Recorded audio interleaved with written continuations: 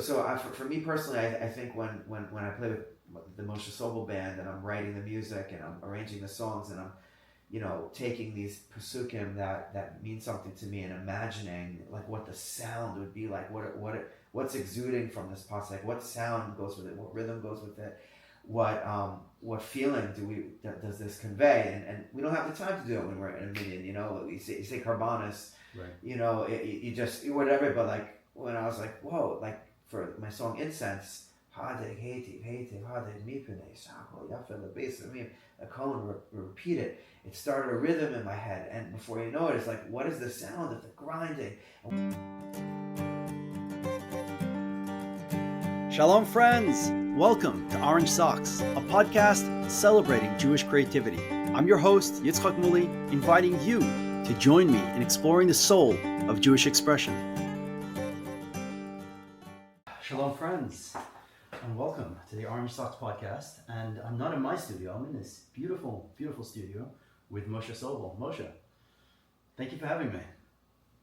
Been excited ever since I heard about the opportunity. On a Sunday morning. So we really are two real creatives because our technical skill, I had a technical glitch with the audio. We'll see how well this comes out. And you tried to help me. But yeah, that brings me to, it's a conversation that I have with myself all the time about, I call it details. And it's technical details or it's details, because really at the core of the arts, music, it's about that feeling you're trying to communicate. It's about, there's a certain emotional space, so to speak, that you're trying to get to. And I focus on that emotional space so much that I kind of forget about the technical details that need to be there in order to get to that space. And it's always a push and pull. And I think, if I spend too much time worrying about the technicals, then I'll lose that emotional space, or I'll never get to that emotional space, or it's not about the details, it's about that emotional space. You feel that push and pull? Yeah, absolutely. Yeah, as like in order, like I've recorded and done so much video over the past 15 years. But I know where I catch my flow, and I need to be, like, when I record my music, like, I really need all the technical stuff in place, the recording engineer, having it smooth. So once we press record, like, I could catch a flow, Right. If I'm the one going back, like, it's just like, it's great because there are other people that have that talent, Right. and like are good at that. And it's really, I really think it's about like knowing, your strengths, knowing their strengths, and really working together and really not trying to do, everything yourself. To be front of the house and back of the house. Yeah.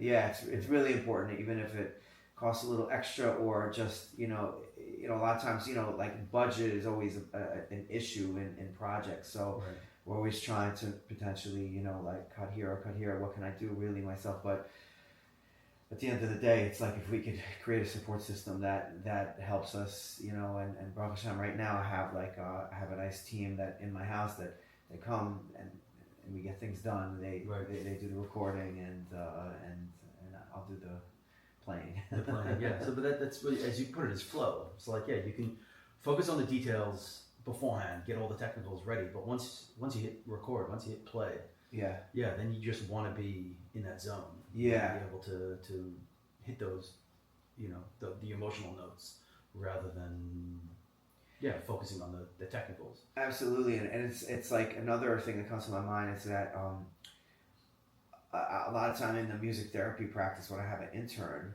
and they're used to like reading notes on a stand, but then they have like people in front of them. So like the first thing is like, we got to like get rid of every single barrier that's going to get in the way of simple eye contact, body language, presence, right.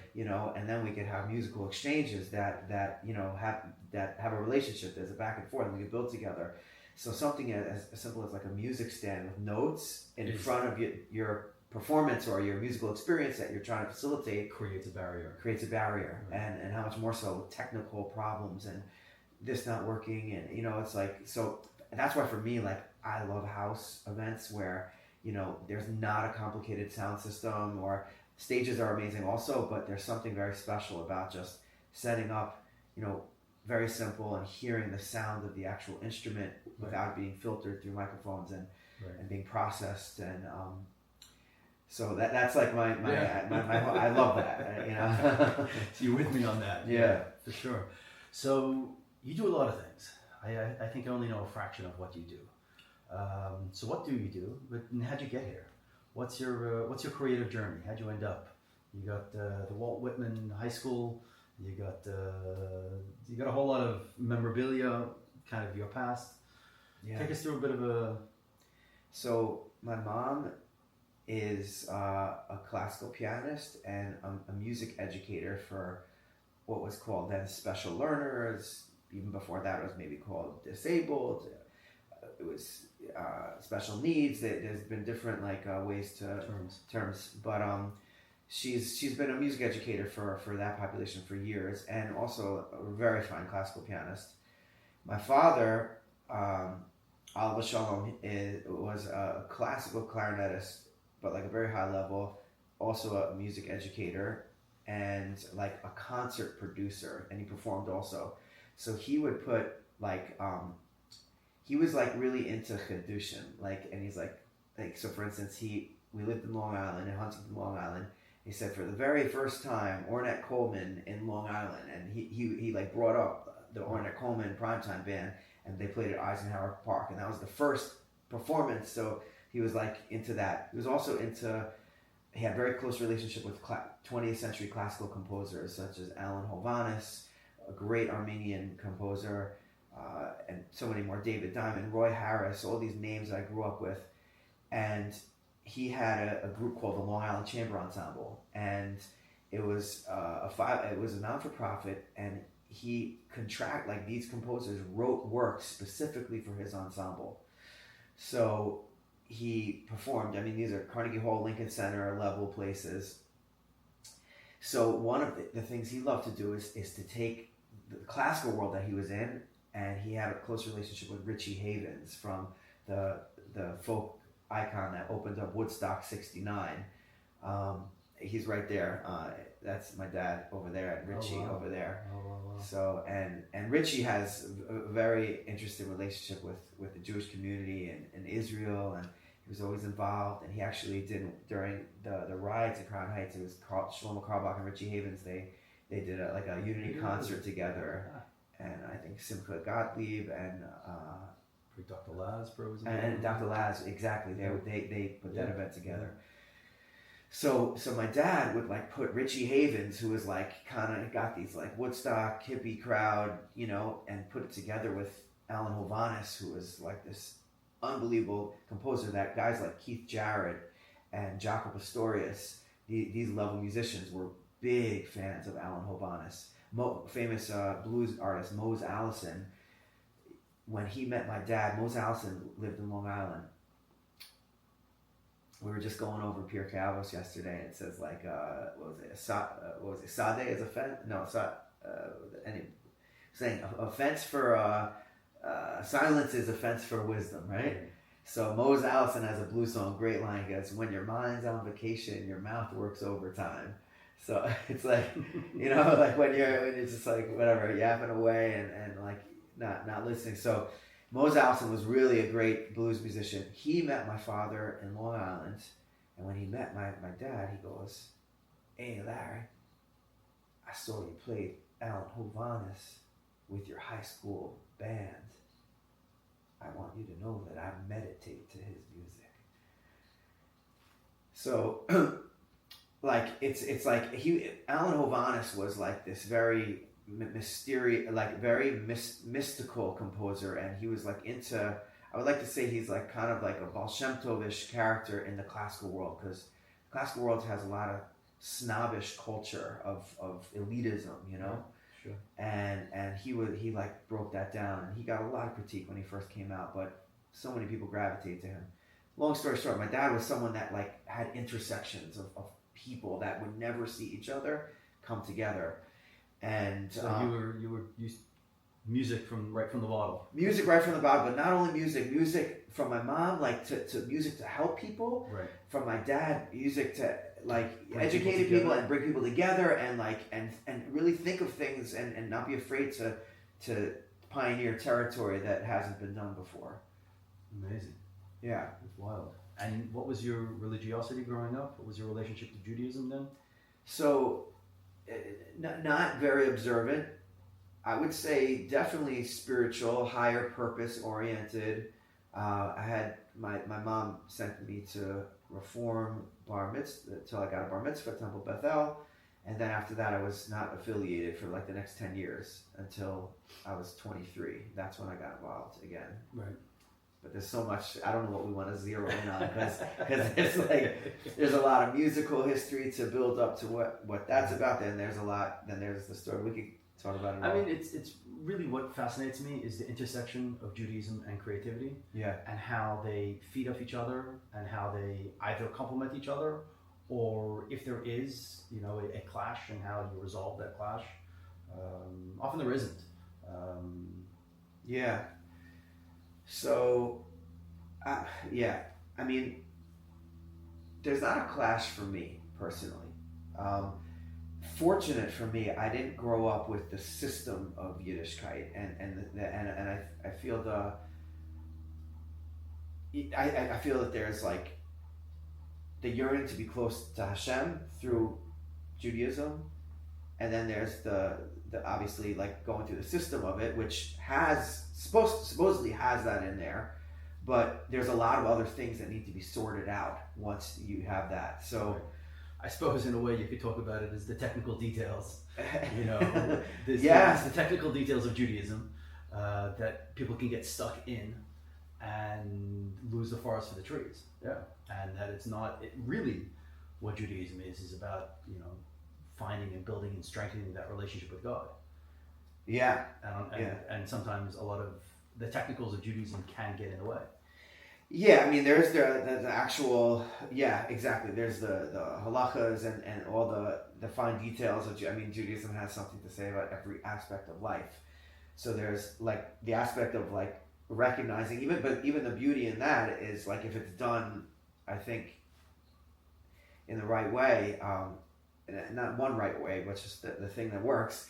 It's like extremely powerful. Absolutely. When done right, it sets the stage for that relationship, and it builds, and everything is there for a reason, and it's definitely not there just to get in our ways, to stifle at all. But without really understanding the purpose of certain things, you can get lost in it. Yeah, and for me, when I say like the system, it's just like sometimes it's like when people are running a school, and that's a hard job to run a school and run any institution and create guidelines so things don't get out of hand. So that's like that's a challenge, and but sometimes within creating those guidelines, there's a very narrow view of what the world is, and it can for a creative and for someone that deeply believes that Hashem desires us in our avoda not to just do the mitzvahs and show up on time and all that stuff, but actually contribute to making this world like a more beautiful place, and so a lot of times like that becomes a barrier in the system, and for me personally, I thank God I didn't have those barriers. It's still, I just kind of get it through my kids, but like when I do my music, it's really a very raw. Nothing really gets in the way because, besides say I want to put, I did a music video of one of my last songs, Bells and Pomegranates, and there was a section of my daughters drumming in the park with me. So 24/6 said, you can't have girls in the video. Okay, fine. So that's a guideline. And that's okay. So I didn't put the video up there. Right. But okay. So you can see it on my YouTube, and like other than that, yeah. So for me personally, I think when I play the Moshe Sobol band, and I'm writing the music and I'm arranging the songs, and I'm, taking these pasukim that mean something to me and imagining like what the sound would be like, what's exuding from this pasuk, like what sound goes with it, what rhythm goes with it, what feeling does this convey, and we don't have the time to do it when we're in a minyan, you say karbanis, Right. You just whatever, but like when I was like, whoa, like for my song Incense, Hadeg Hativ Hativ Hadeg Mipene Shakol Yafa the bass of me, a cone repeat it. It started a rhythm in my head, and before you know it, it's like, what is the sound of the grinding, and what are these intricate vibro frequencies happening when you grind, and like what does that do to the scent, and when it smokes, what's the feeling, and what like all these amazing things that have been really not expressed to its fullest capacity through the format that we get it in, Right. Siddur, Right. shul, school, Seder, all that stuff, No, the Beis Hamikdash was a hectic place. I mean, there was animals getting slaughtered and cut up, and meat burning, and it was hectic. It was like physically, there was just craziness going on. Yeah. And if you look, and yet this is the most spiritual place on earth, and yet there was a lot of hecticness going on, and it really is about those two. And that open a siddur and you just read a few words. This is what they did. They brought these karbonos. They brought these incense. It's just one young ram. And if we say one young ram, we move on. Right. Terabinei Shana, Tamima. Like, and we just rattle it off, but we don't get to see and feel and experience. So yeah, it was definitely a multi-sensory experience. Yeah. I mean, there was. Right, there was the touching of laying the hands on the carbon. There was the music of the Levium. There was the incense. There was, it was just like this. Yes, fully immersive. It was exactly. Immersive. You felt something. You felt something. You went there. And that's why my kids, my boys all want to go to 770 Simple Stereo. Yeah, and it's a full sensory experience. And I mean, it's the same words in any other shul, but at home it's kind of boring, Right. But in 770, when you're surrounded and you're pushing and you're fully involved, invested, and enveloped by it. Yeah. That's where Judaism's at. In my opinion. For sure, no, and that like just. We're always saying, let's rebuild the temple. Okay, so what about that experience are we missing? Let's feel a taste. Not that we even know, but like, let's feel maybe a taste of like it's supposed to be like it's not supposed to be this. I mean, maybe parts of this are building the next phase. All the shuls come to Yerushalayim. Well, there's lots of ideas behind that. Like everything we're doing right now in Gullus is like really. There's nothing wasted, it's all, but, so for me, like that like where Judaism and the music comes into play, I found at this point in my life, much more than before. I think my first band, when I first got observant in 2003, and at that time I was playing a lot with Matis Yahu in those early years, and he has actually a pretty pivotal role in me becoming observant, because we went to college together. And we went to the New School together in Manhattan. He was at the Eugene Lang College of Liberal Arts, because the New School owns 5 schools. It owns the Parsons School of Design, the Mannes College of Jazz and Contemporary Music, the Joffrey School of Ballet, the Actors Studio, and then the Liberal Arts College. Right. So Montes was there, and he used to hang out with all the musicians at the music school. Right. And his senior year, so this is probably 2001-2, he started going to the Karbach Shul on the Upper West Side, and he invited me, but I wasn't interested at the time. Right.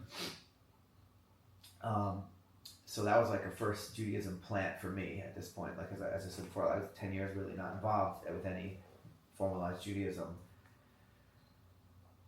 And as well, Danny Zamir was also at the school at the same time, and he was getting involved with some Jersey City rabbi, and we all lived in Jersey City at that time, and he started inviting me over for Shabbos at his house. Right. But I thought he was tripping out on acid. I didn't know what it came from left Get field. together for a meal on a Saturday, Friday night. Yeah, he was like, I was like, what did you see my grandma? Like, with matzo, what are you gonna cook me matzo ball? And it's foreign to me at this point. I'm like, like I'm really like not at all in tune with really anything Jewish.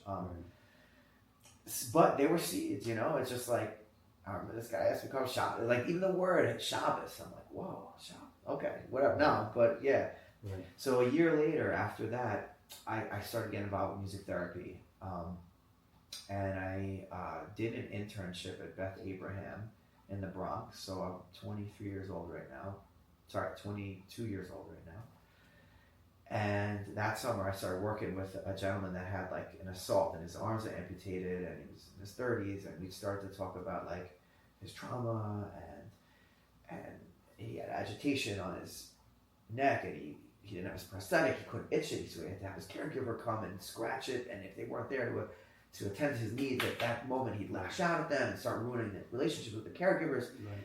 And then he would be like, "Why did God make me survive this?" He wasn't Jewish, but I felt like that he, like we said, why did God make me? I felt like he had a relationship. I was like, the way you say God, there's something to it. Like, and before that, it was like kind of a watered down. Right. I always believed in a higher power, but like the God word didn't have a lot of weight for me.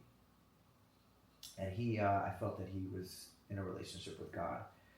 And we made music together about his experience. We did songwriting, we did listening, analyzing lyrics, relating it to the process, the therapeutic process. And it was that summer that I said, I want to do music therapy. I want to go into that. It's meaningful. I'm not at a bar playing music while people are drinking, entertaining them. Right. Like, this is really meaningful. And that led to a job at a nursing home, which led to me bringing the Jewish residents down for a Friday afternoon Shabbat service and being around more Hebrew, right. which then led me to say, maybe let me check out this Friday night. Yeah, exactly. So at that point, there's no cell phones. So I look in the White Pages. I remember Moshe, who lived in White Plains, and my job was in White Plains. So I said, let me see if he's still doing the Carlbach thing or if he went on to whatever. So I look his Miller's up in White Plains. I called his mother up. Her name's Rochelle, and I said, "Hey, Rochelle, is Matt still doing? He invited me to call." He's like, and we knew each other, so it was like I wasn't like some stranger. So she's like, "Yeah, he's living in Crown Heights and he's studying at a yeshiva at the Torah." Right. I was like, "Do you think I could like spend Shabbat with him?" She's like, "Oh my God, yeah." He'd love like, yeah, he'd love that. Are you kidding me? He's. Right. So I called him up. And I spent my first Shabbos in Crown Heights with him, and I told him, I said, "Listen, I'm really ready to do this, but I don't water it down. Like, I don't want anything watered down, So you dived right in. Yeah, I didn't want it. Like, I like if you're gonna do it, I'm gonna do authentic version. Yeah, and you have to understand, I'm a guy that immerses. So when I started getting to drumming, I said, "Mom, send me to Africa. Right. I want to see this. I want to be around the source of this." And I took a trip to Africa. I was like 17 years old, and I like went. I'm a very immersive person. That's how I learn. That's how I change. That's how like it affects me. And so anyway, so this is funny. You'll appreciate this. So I get off the subway at Kingston and Eastern, and he brings me to Union Mikvah. First experience. Yeah, I said. He said, "Don't water it down," And I was just like, I didn't know what a mikvah is. Right. I didn't know that, so I walk in and I'm seeing all these naked Hasidim, and I'm just like, whoa, Matt, what do you get me into here, But I got what's going on. He was like a little bit explaining it, but it was quick because Shabbos was coming, and he's like, calling me. It was right there anyway off the subway, so not a lot of time to converse and prep me. So anyway, went to the mikvah, and then we went to the Torah, and we were dancing around the bima for 20 minutes, and I was just so into it, and it was chayas and simcha, and I was just like, whoa, Judaism has this, I don't need to go to Africa to get that immersiveness. Like, it was very immersive. There was nobody saying hold back.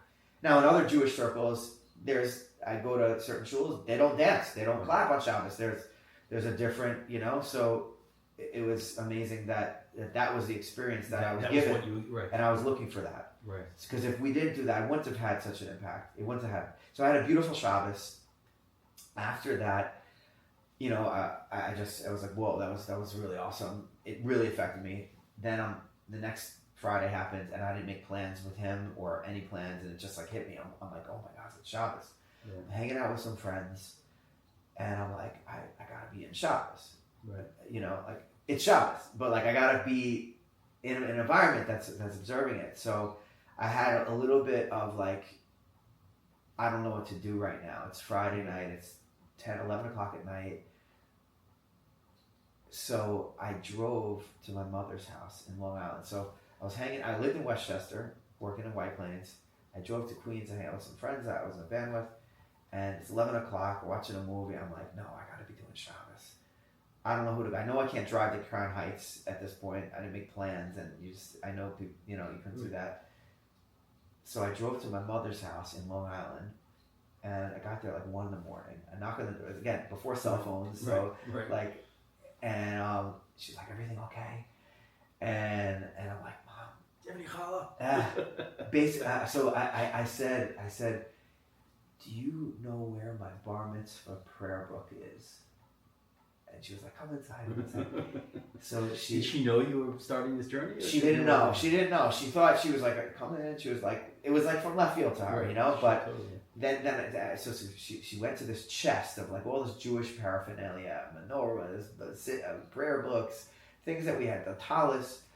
And I'm just like opening this up, and me and my mom, we sit down on the couch together, and we're just going through the like looking at the Hebrew words and reading the prayers, and then like looking, and I was telling her about the experience at Crown Heights, and she was just very supportive and just like hearing me like that I was impacted by this, and I wanted to get more of it.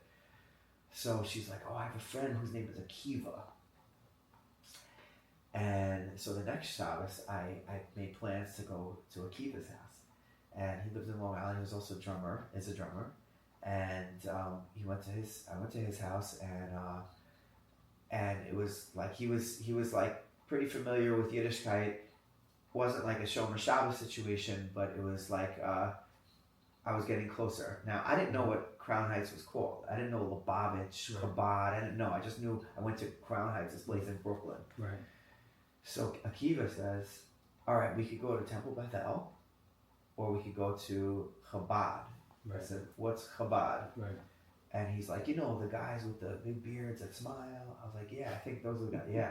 I like that. Yeah, I like that. The sound of that. I like the sound of that. Right. So we ended up going to Rabbi Teldon's house, the head chef of Suffolk County, and he just greeted us with such a big smile, and we had a beautiful Shabbos day, afternoon there davening, and that's when I knew that's what I was looking for. And so the next week I looked in the journal news. This again before internet. It's like another world to for any listener that's younger than us, Yep. So I look in the journal news newspaper for Chabad, and I found that there was two close to me. There was Rabbi Lipkovsky in Ossining and Rabbi Silverman in Dobbs Ferry, and I was in White Plains, right. So I ended up calling up Rabbi Silverman, right, and I spent every Shabbos with him for the next 2 years. Wow. And like just started building from there. That's awesome. It's a beautiful journey, because it was led by passion, but all the interactions seem to be God gave you what you needed. God really does give us what we need, and I forget the whole pasuk, but the whole line. But God, he takes you on the path that you want to go. He leads you on the path that you want to go, whether positive or negative. And even within that is that the flavor, the energy. So how did music fit into that journey? So I was at 4 years of music conservatory. So like for those that don't know what music conservatory is, it's like yeshiva for music. Like you're not. So you have Gemara for 5 hours, or like you have music and then you're practicing. So like no exaggeration, 9 to 10 hours a day, you're immersed in learning music and practicing your instrument and playing music with people. So I always knew I wanted to do music from a very young age. I was attracted to the drums. Talking about Richie Havens, my dad used to bring us to his concerts, and Richie was very rhythmic. He was basically a drummer on the guitar. And if you ever saw his performances, his foot would go heel toe, like a tap dancer, keeping kind of the beat. But it was a very tribal and a spiritual experience watching Richie, because his kavana and his intentionality was just so present. He was such an anchor for the whole room to bring him into, and he had a conga player. So I just loved the rhythm, and he would say, clap your hand, like at the end of every show we'd be clapping together. And I didn't get it in 770, all the claps, so I got it through this, and I just saw the power of rhythm, and I was always attracted to drums first. So I started playing in the 4th grade elementary school band, and then I started studying formal music lessons in the 7th grade, and then by the 9th grade, I had a music teacher, a substitute music teacher that came into the high school band. His name was Izzy Mergen, and he was substituting, so we didn't do a regular band. Usually, regular band class, the conductor was conducting. We'd all have, it was like a 70-piece symphonic band. So he had the drum set, and he started showing me rhythms from all around the world. He was like, all right, this rhythm's a merengue from the Dominican Republic. This is a samba from Brazil. This is, a rumba clave from Cuba. This is a Moroccan rhythm. Like, this guy took me around the world through the drums. Right. And my mind was blown. It was just like, whoa, like I felt like I got to know cultures and deep history through those rhythms, and I was just like, he's like, if you are interested in taking this to the next level, you have to study at the Drummers Collective. So I said, okay, sign me up. So I took the Long Island Railroad from Huntington to Manhattan on 6th Avenue, 14th Street to the Drummers Collective once a week. I'm a 9th grader. Once a week. I felt like such a big kid, like you're 15 years old, taking this train to Penn Station, subway to 14th Street with all types of characters, walking up from the subway to Manhattan, boom, and you walk up, and I'm doing this by myself. There was a teacher there that specialized in Afro-Cuban rhythms, and I said, Afro-Cuban, this sounds so exotic to me, and I was just like, it was away from the American 4/4 rock and roll that, and it was close to what this teacher was like portraying, those feelings I had. So I started studying with a teacher named Bobby Sanabria, and he was wearing this really cool yarmulke, like not yarmulke, but like he's New York, Puerto Rican descent, but he had this cool hat on, colorful hat, and I was like, I think I chose him because of that, and right. Anyway, it was totally the right fit for me. He taught me not only the drum set, but how the traditional rhythms got adapted to the drum set, and that's a lot of things that drummers don't get a chance to experience, because the drum set is called a trap kit, and that's a short word for contraption.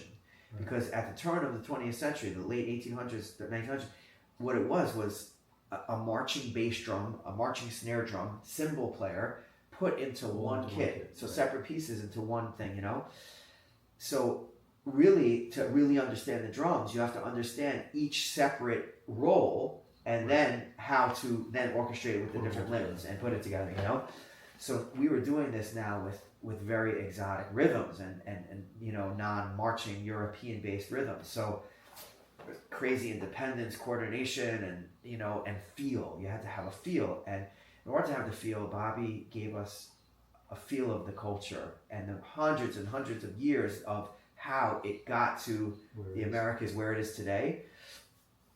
And that was also another seed of culture, just the word culture and history. And I was just like, wow, I'm into this. But that led me to want to go to Africa and study Cuban music, study Jamaican music, everything but Judaism, because I didn't find that Judaism had the depth, the way it was portrayed to me, right. that it had that, So anyway, so I became a very serious student of the drums. Then I auditioned at the New School, the Mannes College of Jazz, and just knew I wanted to do music, and that led to music therapy, and then that led to.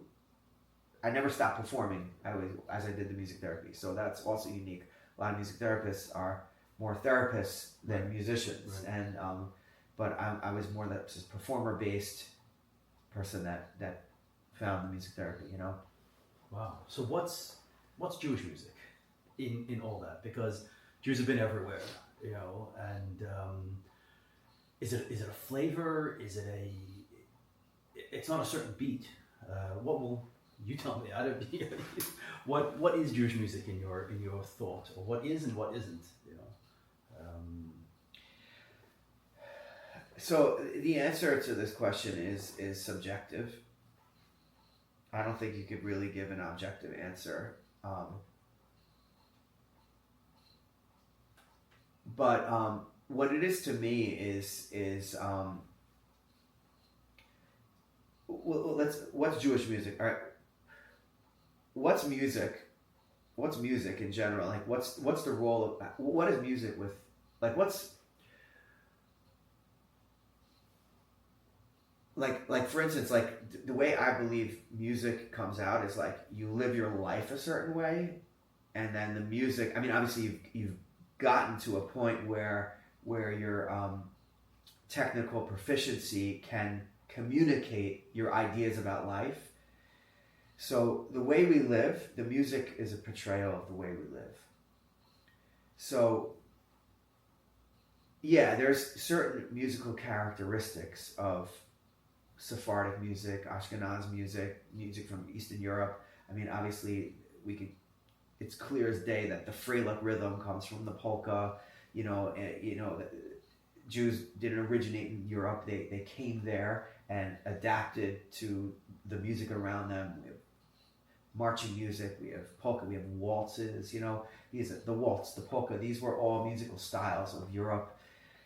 The Sephardic culture is from Morocco and Yemen and North Africa and the Middle East. Obviously they're influenced by the Arabic cultures and So I think Jews, you could definitively say that we've always been influenced by our host cultures. Right. And it's no different in America with hip hop and whatever we grow up in Right. New York or wherever you are, Right. you're influenced by it. So then, what's the Jewish element within that? Yeah. What So differentiates? yeah. So for me,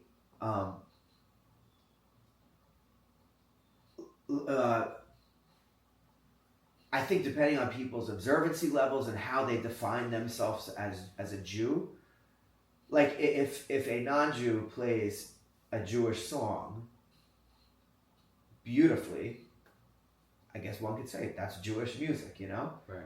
Okay, great. I mean, characteristically, the notes, there's got some minor notes, you got some flat notes here, you got some Right. crying, you got some kvetching, you got some, it's all... Right. So for me, the way I, portray my Jewish music is that, we're a neshama. We have a neshama. The mitzvahs, help express and anchor us and connect us to infinity.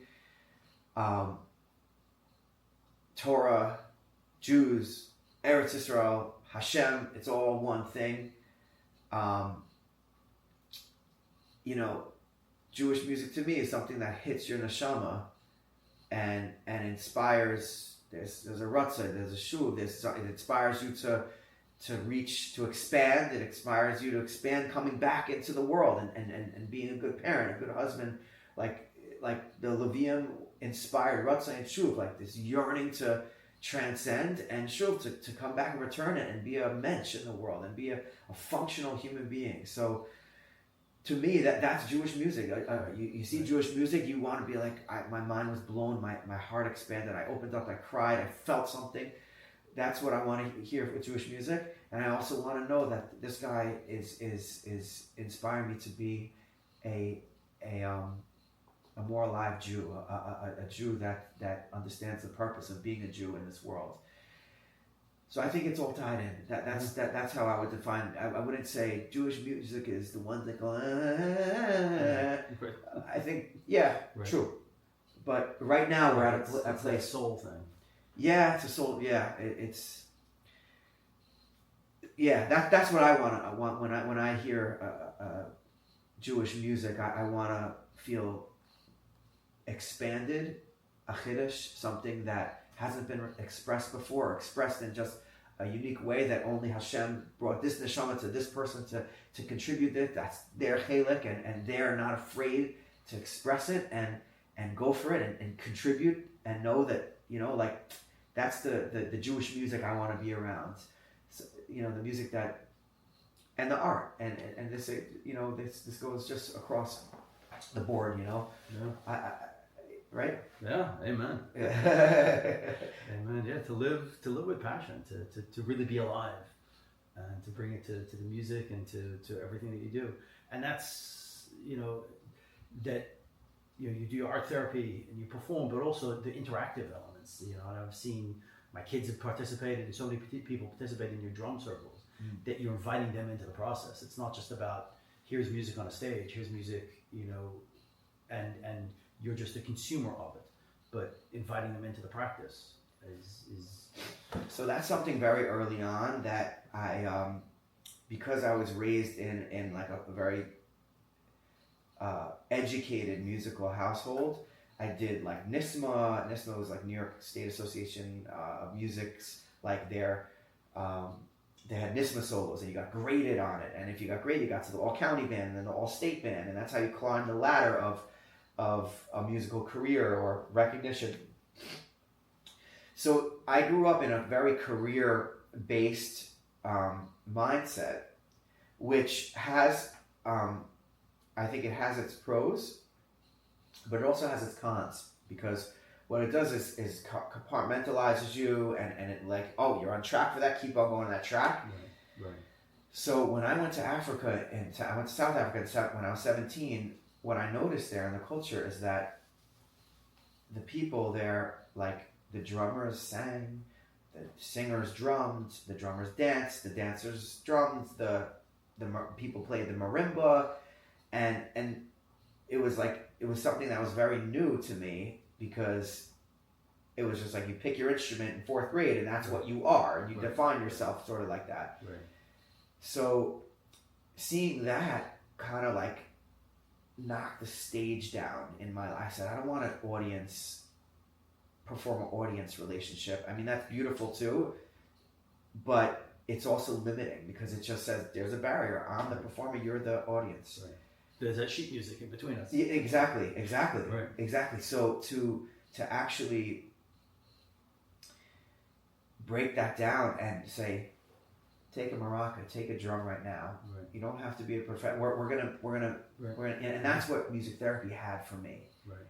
That the music performance or music education fields didn't have. The music therapy field had that aspect, and it's a big part of my life. It still is. I still, it's amazing to like get inspiration from a great musician, but it's also amazing to see someone that is just picking up a maraca for the first time and nothing technically genius, but pure discovery. Yeah. Awesome. Moshe, we could go on for a long time. Yeah. Might have to do part two. We'll do part two with the mics. But I got two questions for you as we wrap up. Number one is, who are three creatives that you think our audience should know? And you mentioned a whole lot of names. Well, so I assume if I drop names that they already know, then that's not helping the situation. I mean, I have two. There's two singers right now that I have going to be featured on my next single come out. One is Levi Robin. There's a song called Mayim Rabim that, God willing, I'm going to put out as soon as I put it out. And then Ellie Bear, who's so Ellie Bear has not the Hatzal. There's a Ellie Bear in Israel, yeah. Right. So Ellie Bear sings very starting to really come out and is expressing his neshama. So those are two guys that I have on one of my songs coming out.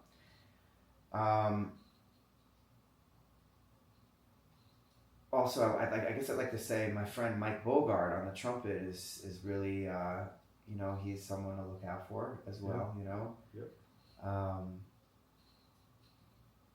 So those are three. Those are three. Awesome. And then, so what is your advice? What's your advice to young creatives for them to find their orange socks, them to find their creativity? Yeah.